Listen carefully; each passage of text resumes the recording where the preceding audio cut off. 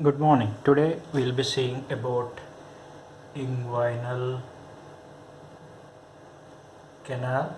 So what is this inguinal canal? This is nothing but a muscular passage present in the anterior abdominal wall parallel to your inguinal ligament medial half of this. So this will be seeing under different part location, where it is located and its dimensions. Then we'll be seeing different rings in this. What are this that is openings in that we are calling rings: superficial inguinal ring and deep inguinal ring. Then the boundaries in that, what are forming the boundaries, then the contents of this, then the applied aspect. In that applied aspect you are having this inguinal hernia. So before that, where is it located? Your suppose this is your anterior superior iliac spine, this is your pubic symphysis, this point. So joining these two, anterior superior iliac spine and pubic symphysis, we have a ligament, that is inguinal ligament, that is nothing but modification of the external oblique aponeurosis. So parallel to this medial half of the inguinal ligament, there is muscular passage, intermuscular passage, that we are calling it as the inguinal canal. So where is this inguinal canal? Related with the medial half of the inguinal ligament. So it's about 4 centimeters in length. So it's having a canal. So it will be having two openings, right? One is on the outer part, which is going to the superficial part, and one is in the deeper part related with the abdomen. So those next comes, that is your rings. What are they? Deep ring and superficial ring. So where are these rings present?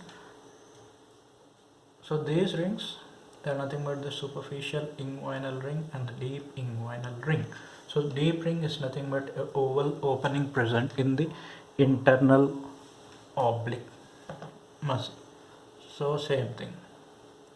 Anterior superior iliac spine, pubic symphysis, same thing on the other side, anterior superior iliac spine.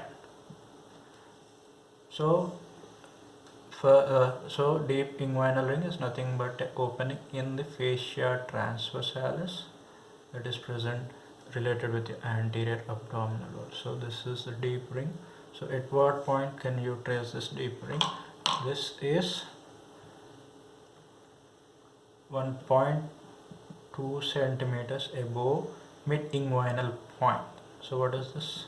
That is our mid inguinal point, that is a midpoint between anterior superior iliac spine and pubic symphysis. So at that mid inguinal point, there is a opening present in fascia, oval opening present in fascia transversalis. So it will be related to a vessel here. Medial to this opening we have a vessel called inferior epigastric artery. So what is this deep inguinal ring? Deep ring is nothing but an opening in the fascia transversalis. At what point you find this? This is present 1.2 centimeters above the mid inguinal point. So lateral medial to that we are having inferior epigastric artery. So this is nothing but oval opening present in fascia transversalis. Then the other opening is the superficial inguinal ring. Same thing, anterior superior iliac spine, pubic symphysis. Connecting this, we have this inguinal ring. So in this part you have thing. This is pubic symphysis in the midline. There is an elevation, that is pubic tubercle. Attaching to the pubic tubercle we have this inguinal ligament. So what is this inguinal ligament? That is nothing but modification of the aponeurosis of external oblique. So suppose these are the fibers of external oblique. Related with that, near this we have a triangular opening. This triangular opening is nothing but the superficial ring. So what is the superficial ring? It's a triangular opening related with the triangular ring present in the external oblique aponeurosis. Where it is present? It's present near the pubic tubercle. So it's a triangular, so it's having apex, base and two sides. So base is formed by pubic crest, two sides, two halves. These are called the crura. So one will be medial crura and one will be lateral crura. So connecting these two crura, there are some fibers that are intercrural fibers. So there is an opening at this point, and connecting these two, this is the superficial, so our inguinal canal. So inguinal canal is going parallel to the medial half of the inguinal ligament. And how is the direction of this? This will be downwards and medially and forwards. So that is the direction of the inguinal canal. So that is about the location, openings, superficial inguinal ring and deep inguinal ring. So coming to the boundaries, so where do you find this? Actually, inguinal canal is a gap or a space present between the anterior abdominal wall muscles. So for this, you remember just simple thing. So what are the muscles present in your anterior abdominal wall? External oblique. This is your superficial and deep, or you can say this is anterior part, posterior part. If you are taking a cross section of the anterior abdominal wall, this is how you find it. Posterior most will be fascia transversalis. In between these two, there are two muscles. What are they? Internal oblique and transverse abdominis. So in this diagram we can see the anterior boundaries and posterior. Same thing, if you take a sagittal section of the anterior abdominal wall and see the muscles there, it looks like this. This is your external oblique muscle, anterior most. This will be fascia transversalis. In between, internal oblique and I'll use short forms, internal oblique, transverse abdominis. This is fascia transversalis, external oblique. So what happens to this external oblique muscle? That will be forming a aponeurosis, and that turns over in the lower part, that we are calling it as the inguinal ligament. So what is the attachment of this inguinal ligament? Medially it is attached to pubic tubercle, laterally it's attached to the anterior superior iliac spine. So in this diagram, this is anterior, this is posterior. Now looking at this, you can say what are the boundaries of this. So here we have a gap, this is called deep ring, and here we have a gap, this is superficial ring. So connecting these, or you can say passing through this intermuscular gap, that is our inguinal canal. So what are the anterior boundaries to this inguinal canal? Looking at this diagram, so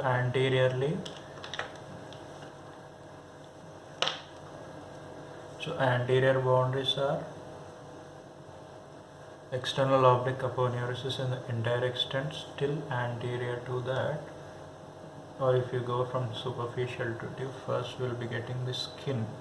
Skin is the first anterior relation, then you have in the entire extent external oblique aponeurosis, and to the lateral most part you have some fibers of internal oblique. Third one is internal oblique fibers which are arising from the inguinal ligament. Same thing you can see if this is our